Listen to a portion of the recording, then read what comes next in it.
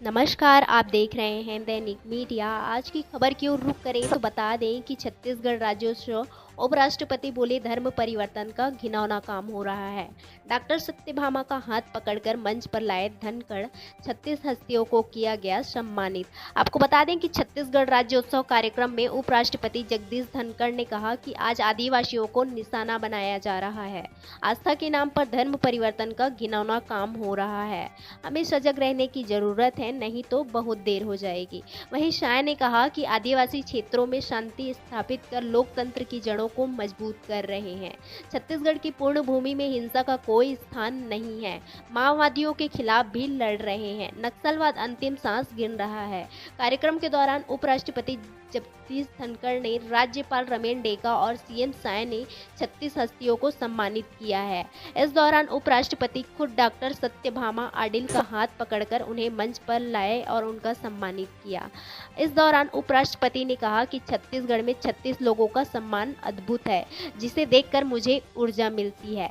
धनखड़ ने कहा कि अटल बिहारी वाजपेयी ने 3 राज्य छत्तीसगढ़, उत्तराखंड और झारखंड इस देश में भेंट किया है। छत्तीसगढ़ में प्राइवेट हॉस्पिटल ने डेड बॉडी किया रेफर। बिना न्यूरोसर्जन के हेड इंजरी का ट्रीटमेंट, 3 दिन में चली गई जान। लॉज में अस्पताल संचालित। आपको बता दें कि छत्तीसगढ़ के गरियाबंद जिले में सोमेश्वर हॉस्पिटल में मरीज की मौत के बाद डेड बॉडी को सरकारी अस्पताल में रेफर कर दिया गया है। बताया जा रहा था कि निजी अस्पताल में आईसीयू की सुविधा नहीं थी, ना ही न्यूरोसर्जन की थी। फिर भी मरीज को भर्ती कर इलाज करते रहे, जिससे पेशेंट की जान चली गई। मिली जानकारी के मुताबिक बता दें कि सड़क हादसे में घायल होने के बाद नंद कुमार 44 वर्षीय को रविवार सोमेश्वर हॉस्पिटल में भर्ती कराया गया था। परिजनों ने प्रशासन से अस्पताल पर कार्यवाही कर मुआवजे की मांग की है। मामला सिटी कोतवाली थाना क्षेत्र का है।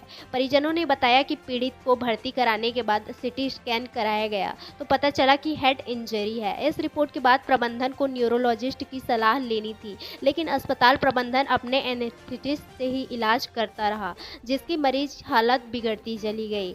जानकारी के मुताबिक सोमेश्वर हॉस्पिटल को लॉज के छोटे छोटे कमरों में संचालित किया जा रहा है। यहाँ ना ही डॉक्टर है, ना ही आईसीयू है और ना ही वेंटिलेटर है। इसके बावजूद हेड इंजरी समेत गंभीर बीमारियों से ग्रसित मरीजों को भर्ती किया जा रहा है। एनेस्थेटिस्ट से इलाज कराया जा रहा है। मरीज के परिजनों ने बताया कि सोमेश्वर हॉस्पिटल में इलाज से मरीज की हालत में सुधार नहीं हो रहा था, जिससे वह दूसरे जगह ले जाने की बात कर रहे थे। इसके बावजूद अस्पताल प्रबंधन ने मरीज को न ले जाने दिया है। अस्पताल प्रबंधन का दावा है कि यह पैसे नहीं ले रहा। किसान के घर में लगी आग, 5 मवेशी जिंदा जले। सूरजपुर में पीड़ित ने कहा आग लगाई गई, लाखों की फसल जलकर राख हो गई है। आपको बता दें कि सूरजपुर जिले के सोनपुर निवासी किसान के खलिहान में रखे पैरे और घर में आग लग गई। मिसाई कर रखा गया बड़ी मात्रा में धान जलकर राख हो गया और घर में बंधे 5 मवेशी जिंदा जल गए। सुबह 4 बजे ग्रामीण उठे तो उन्होंने आग की जानकारी मिली। गांव वालों ने ही आग पर काबू पा लिया है। घटना सूरजपुर थाना क्षेत्र का है। जानकारी के मुताबिक सूरजपुर जिले के रामानुगंज ब्लॉक के अंतर्गत ग्राम पंचायत सोनपुर निवासी किसान दिलकेश्वर साहू के खलिहान में रखे पैरावट और घर में मंगलवार रात को भीषण आग लग गई। सुबह करीब 4 बजे जब गांव के लोग मिसाई के लिए उठे तो उन्होंने दिलकेश्वर साहू को आग लगने की सूचना दी। गांव वालों ने मिलकर आग पर काबू पाया है। किसान दिलकेश्वर साहू ने बताया कि घर में करीब 100 बोरा से अधिक धान मिसाई कर रखा हुआ था, जो जलकर राख हो गया है। 5 मवेशी भी जिंदा जल गए। घर में लगा हुआ पैरा भी बड़ी मात्रा में जल गया। दिलकेश्वर साहू ने अज्ञात लोगों द्वारा जानबूझकर आग लगाए जाने की आशंका जताई है। 107 श्रद्धालु करेंगे अयोध्या धाम और काशी विश्वनाथ के दर्शन। रायगढ़ से श्रद्धालुओं का जत्था हुआ रवाना। 4 दिनों में होगी यात्रा। आपको बता दें कि छत्तीसगढ़ के रायपुर से बुधवार को श्रद्धालु का एक जत्था श्री राम लला के दर्शन और काशी विश्वनाथ धाम के दर्शन के लिए रवाना हुआ है। सभी 9 नवंबर को अपनी यात्रा वापस कर लौटेंगे। बुधवार की सुबह रायगढ़ जिले से श्रद्धालु बस से बिलासपुर रेलवे स्टेशन तक पहुंचेंगे, जहां से वे स्पेशल आस्था ट्रेन से अपनी आगे की सफर के लिए रवाना होंगे। श्रद्धालु अयोध्या धाम व काशी विश्वनाथ के दर्शन कर सकेंगे। बताया जा रहा है कि रायगढ़ जिले से 107 श्रद्धालु इस यात्रा में शामिल हैं, जिसमें से 79 ग्रामीण हैं और 28 शहरी क्षेत्र के श्रद्धालु शामिल हैं। रायगढ़ जिले से अयोध्या धाम दर्शन के लिए यह 6वां जत्था जा रहा है। बताया जा रहा है कि रायगढ़ जिले के 5 जत्थे में अब तक 500 से अधिक श्रद्धालुओं ने अयोध्या धाम के दर्शन कर चुके हैं। रायगढ़ से पहला जत्था 11 मार्च को रवाना हुआ था।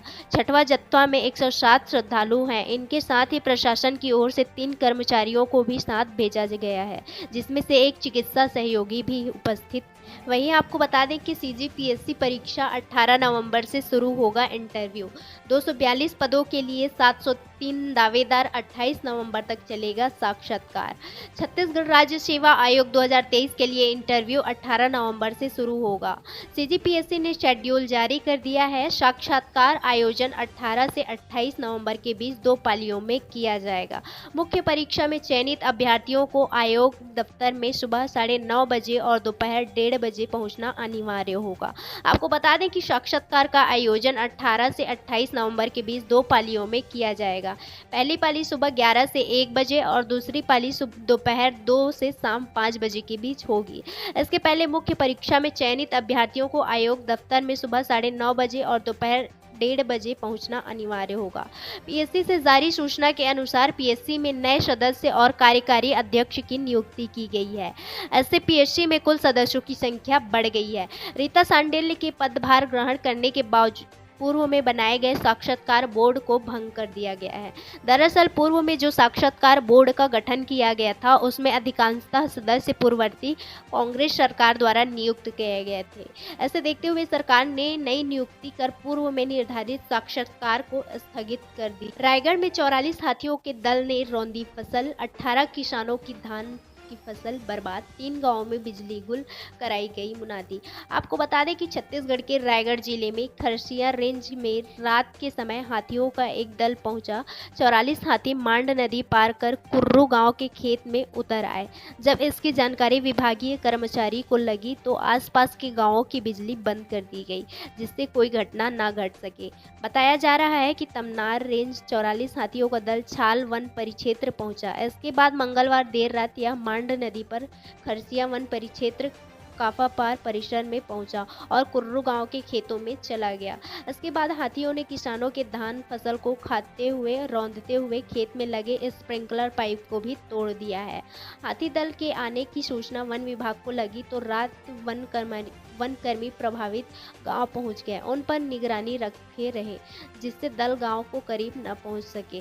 बताया जा रहा है कि रात में हाथियों के आने की सूचना मिलने के बाद वनकर्मियों ने सुरक्षा कारणों से जोबी, कुर्रू और काराफार्मा गांव की बिजली रात 12 बजे को बंद कर दी थी, जिससे चूकी की मार नर्सरी इलाके में जिस तरह करंट लगने से 3 हाथियों की मौत हुई थी, वैसी घटना दोबारा न हो सके। जांजगीर चांपा में नौकरी लगाने के नाम पर 3 लाख के ठगे। टीचर और लैब असिस्टेंट बनाने का किया था वादा, आरोपी शिक्षक गिरफ्तार। आपको बता दें कि जांजगीर चांपा में शिक्षक कर्मी और प्रयोगशाला सहायक पद पर नौकरी लगाने के नाम पर 2 लोगों से 3 लाख रुपए की ठगी की गई है।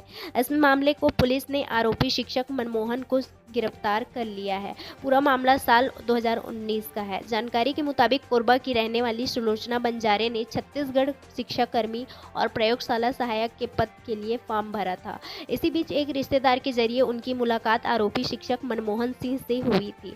मनमोहन ने सुलोचना को नौकरी दिलाने का झांसा देकर उनसे और एक अन्य कैंडिडेट कृष्ण कश्यप से 3 लाख रुपए ले लिए थे, लेकिन जब 15 अक्टूबर 2019 को रिजल्ट आया तो दोनों का नाम फाइनल लिस्ट में नहीं था, जिसके बाद सिटी कोतवाली थाने क्षेत्र में मनमोहन के खिलाफ दर्ज कराया गया। पुलिस हिरासत में पूछताछ के दौरान मनमोहन ने भी रकम लेने की बात को स्वीकार कर। जेपीएम में स्मार्ट मीटर लगाने के बाद बढ़ा बिजली बिल। जिन घरों में 300 का बिल आता था, वहां 50 से 55 हज़ार का बिल बन रहा है। आपको बता दें कि गौरेला, पिंडरा, मरवाही जिले में बिजली विभाग ने घरों पर स्मार्ट मीटर लगाने का काम शुरू कर दिया गया है। जिन घरों में स्मार्ट मीटर लग गया है, उनकी शिकायत है कि मीटर लगने के बाद से बिजली बिल में बढ़ोतरी हो गई है। लोगों का कहना है कि पुराने मीटर में जो बिल 300 रुपए का आता था, वो स्मार्ट मीटर लगने के बाद 40 से 50 हज़ार रुपए तक आ रहा है। इसकी शिकायत बिजली विभाग ने कार्यालय में भी की है। विभाग की ओर से ग्रामीणों को बिजली बिल पे करने को कहा गया है। बिजली विभाग ने अधिकारियों का कहना है कि नए बिल के साथ पिछला बकाया बिल जुड़कर आया है, जबकि उपभोक्ताओं का कहना है कि उन्होंने हर महीने अपना बिजली बिल पे किया है। जिन लोगों के घर में बढ़ा हुआ बिजली बिल आ रहा है, उनमें से अधिकतर बीपीएल परिवार से हैं। ऐसे में सवाल ये उठता है कि ये लोग इतनी बड़ी राशि का भुगतान कैसे करेंगे? उपभोक्ताओं ने पूरे मामले की जांच की मांग की। 2 लोगों को मारने वाले आदमखोर भालू की बिलासपुर में मौत हो गई है। मरवाही के जंगल से किया गया था रेस्क्यू, 5 को किया था घायल। आपको बता दें कि छत्तीसगढ़ के गौरेला पिंडरा मरवाही जिले जंगल से रेस्क्यू कर बिलासपुर के कानन जूलॉजिकल पार्क में लाए गए भालू की मंगलवार को इलाज के दौरान मौत हो गई। बताया जा रहा है कि भालू के हमले से 2 लोगों की मौत हो गई थी, इनमें से 5 लोग घायल भी हो गए थे। दरअसल कुछ दिन पहले मरवाही क्षेत्र के जंगल में यह भालू आक्रामक हो गया था। वन विभाग के अफसरों ने भालू को रेस्क्यू कर पकड़ने के निर्देश दिए थे। बीते रविवार को कानून जू रेस्क्यू दल ने कुछ घंटे की मशक्कत के बाद भालू को ट्रैंक्विलाइजर गन से बेहोश किया, उसे लेकर कानन पेंडारी जी पहुंचे। बताया जा रहा है कि रेस्क्यू के दौरान भालू को घायल हो गया था, वहीं उसके शरीर पर कुल्हाड़ी के हमले के जख्म भी मिले थे, लिहाजा कानून जू उपचार चल रहा था। सोमवार की रात अचानक भालू पिंजरे से बाहर निकलने के लिए झटपटाने लगा। इस दौरान उसने अपने सिर को लोहे के पिंजरे में इतनी जोर जोर से मारने लगा कि थोड़ी देर में उसका सिर फट गया और खून से लथपथ हो गया। इससे गंभीर रूप से घायल होने के कारण उसकी मौत हो गई। मंगलवार को मृत भालू को पोस्टमार्टम कर जू में ही अंतिम संस्कार